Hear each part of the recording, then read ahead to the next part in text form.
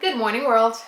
In previous videos, we've talked about 5 things that every adult with ADHD needs to have. We've talked about organizing your day with ADHD and all sorts of things to help make the day more manageable and more efficient when you're dealing with ADHD. One of the things that will be most impactful in organizing, planning for your day, making your day work is knowing certain things about yourself. And that is why today we're talking about 5 things that every adult with ADHD needs to know about themselves, because that's the way we make the schedule, plan, organization system work. First is you need to know your best and your worst mental times. Your best mental time is that time when you're able to focus, when you're able to do things, when you can pay attention, when you can go for a longer time, when your on window is a little bit longer or wider than it normally is. That's when you have the most mental energy, when you can read books, you can read chapters, you can write, you can do all sorts of things.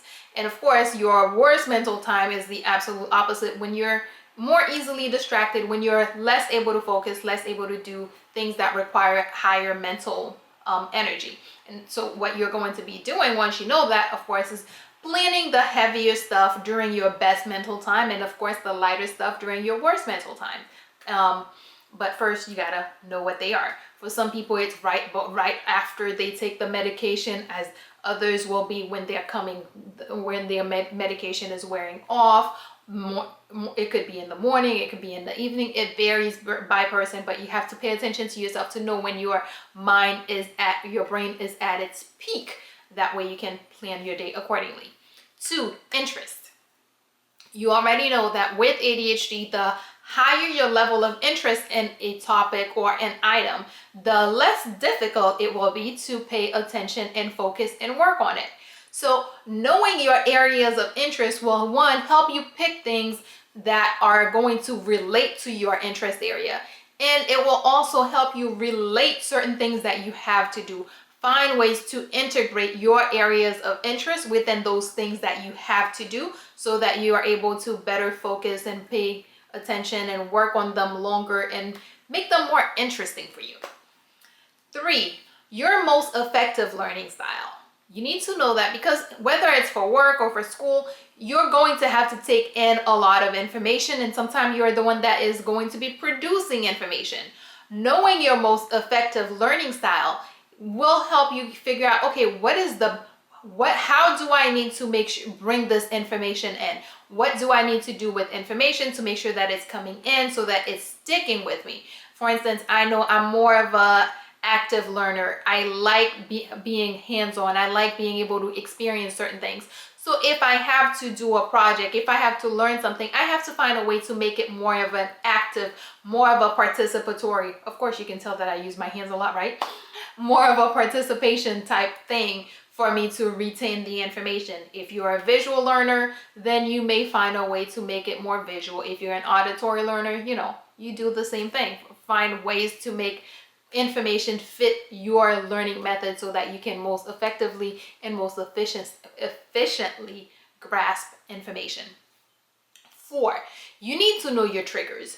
Your triggers are those things that set you off, those things that can easily take you off track. When you're sitting there, you were reading for 5 whole minutes, and then the trigger gets put in, and all of a sudden you're off task. It could be noise, it could be things that you see, it could be things that experiences. And once you know your triggers, then you can start avoiding them or eliminating them. For instance, if noises are your trigger, then you may want to invest in a good set of headphones. If seeing certain things, if you're more visually triggered, you may want to not have your desk facing the window where you're seeing things passing by your window.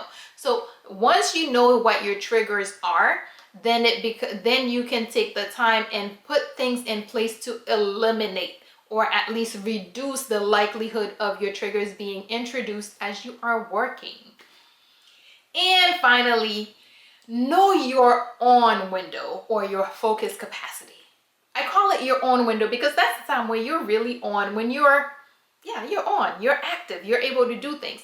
And for some people, it could vary. It could be as little as 30 minutes for one person, and for another person, it could be as long as an hour.